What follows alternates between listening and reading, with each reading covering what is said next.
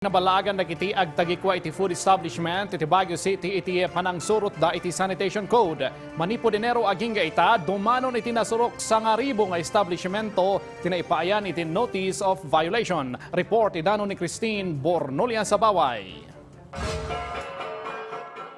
Tapos yung mga nagbi-business, lalo-lalo na yung mga kainan, no? Na walang sanitation. Kaya siguro kailangan maging seryoso tayo lahat dito.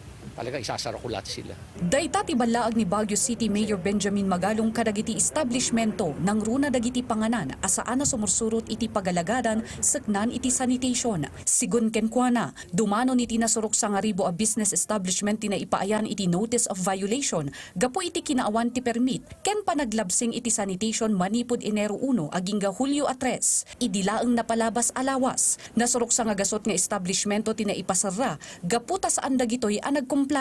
Daytoy a food establishment a nabayagan a panganan iti asidag ti Burnham Park. Kanayon da adaldalusan ti aglawlaw da ken iti kusina nga araramatan da. Para kadakwada, kinadalos ken kinaurnos ti may sa arason no apay abimayag iti nasurok upat apulo atawan ti nasao a panganan. Pahalagahan po na malinis para yung mga taong kakain ay malinis ang kanilang kakain. Sigun iti mayor mangipapaay damat iti konsiderasyon, lakit di agkomplay da iti panagala iti permit, ken sumurot iti sanitation code. Doon sa mga nagko-comply naman, naawa naman ako dahil may mga empleyado rin yung mga yan. Ano?